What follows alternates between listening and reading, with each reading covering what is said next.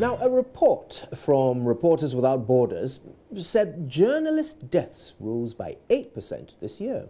Hatred whipped up by unscrupulous politicians contributed to the increase. Now, the organization said a total of 80 journalists were killed in the first 11 months of 2018, while 348 were imprisoned and 60 more were being held hostage, according to figures from Reporters Without Borders. Now, the RSF report, which was released on Tuesday, said 49 of those killed between January 1st and the start of December had been murdered or were deliberately targeted with violence. So we'll do a quick analysis of the issue.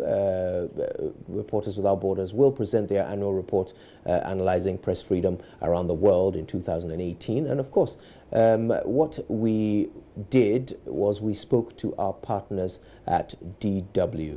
I had this interaction with them yesterday. Here it is.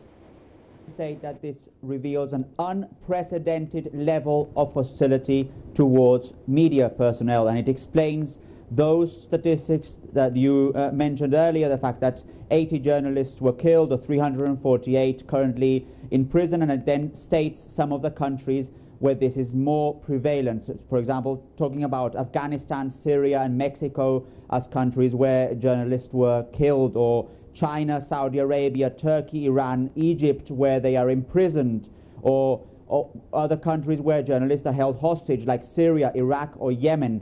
So you can see that this is clearly a problem in various countries around the world, and one of the key goals of this report by Reporters Without Borders was precisely to sort of shed light on the situation and also see how the situation in the next few years could be improved, not only in these countries that we are discussing, but also in others around the world as well. Now, they drew an interesting conclusion that this was as a result of hatred which was being generated against journalists by politicians. How did they arrive at that conclusion? Well, this is not only the conclusion, it's one of the conclusions, and it obviously depends on the countries that you are looking at specifically, but it is something that Reporters Without Borders has mentioned not only now in their yearly roundup, but also in previous reports. I think, in fact, we spoke earlier this year on this specific program about these issues, the fact that journalists are often criticized or attacked by politicians. Now, criticism is not necessarily a problem if it all happens within democratic principles and democratic rules, but the fact that politicians around the world, and I'll just give you one example, Donald Trump, the President of the United States, calling the media the enemy of the people, and similar statements coming from other politicians around the world, does not help to this idea of guaranteeing that there is freedom of the media, freedom of the press around the world, and it creates a sort of controversy and tensions not only between journalists and politicians, but also between journalists and the public that they're serving. And this has become a particular problem for journalists around the world. Obviously, the case of the United States has become particularly important, particularly relevant, the relationship between Donald Trump and the White House press correspondent. So that's just one case out of many where we're seeing politicians attacking journalists, something that should certainly not be the case, according to organizations like Reporters Without Borders and to others who defend the idea of freedom of the media and freedom of the press. What would you say, based on your own experiences in Germany, might be the contributing factor to this increased wave of hostility between politicians and the media? I mean, politicians and the members of the press have existed alongside each other for a very long time. What happened this year? Yes.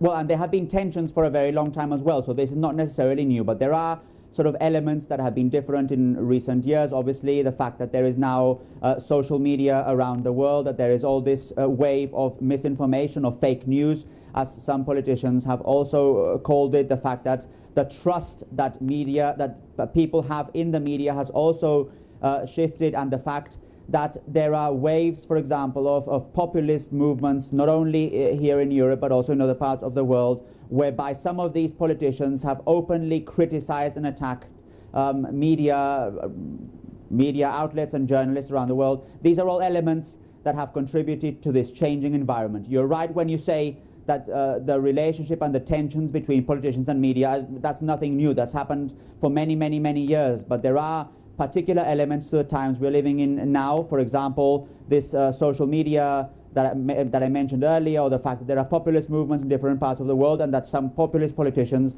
are now in power in different parts of the world. This also leads to these tensions becoming much more evident, and to some of these cases, as Reporters Without Borders has mentioned, where journalists are either harassed or attacked or put in prison in different parts of the world.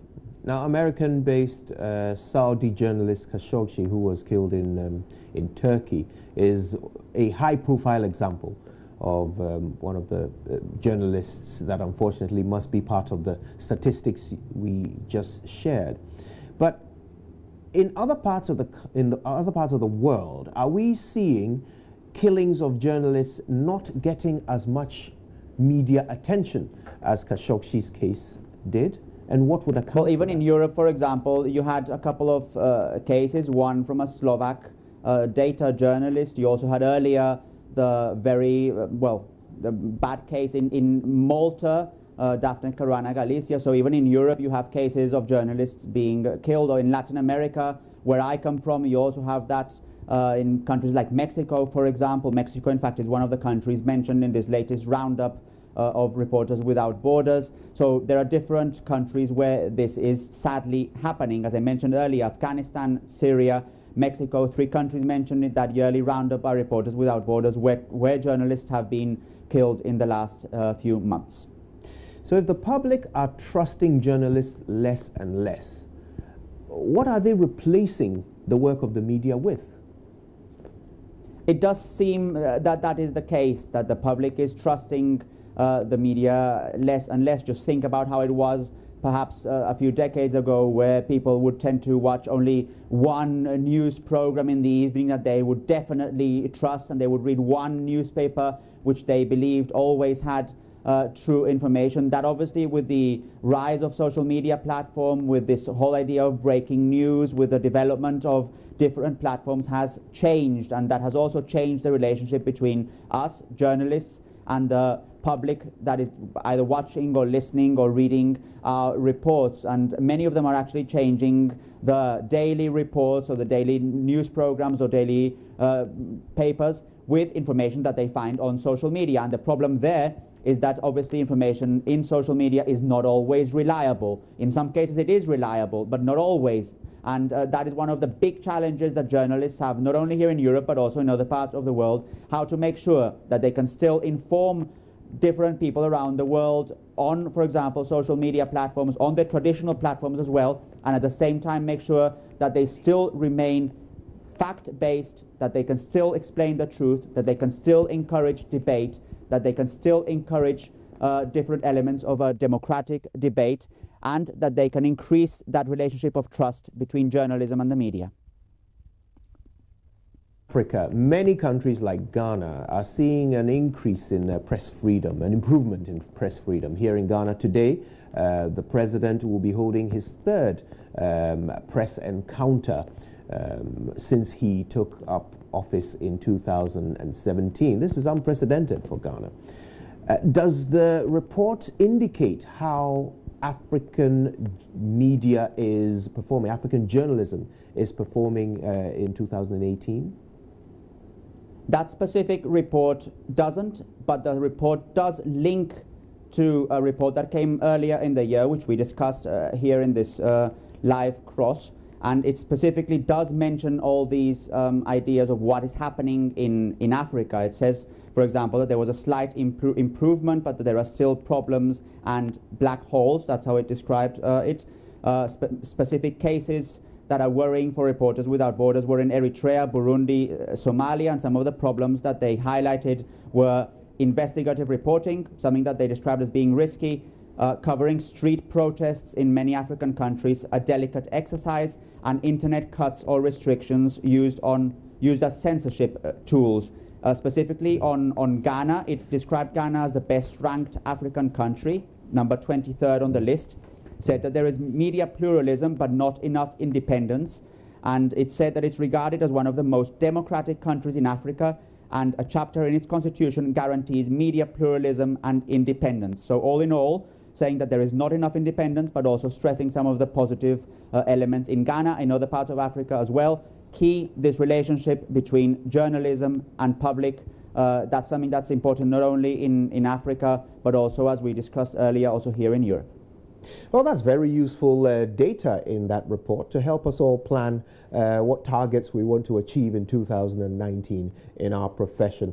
Well, Thomas, I want to thank you very much for your time with us. We appreciate it very much. Thank you very much, Kojo.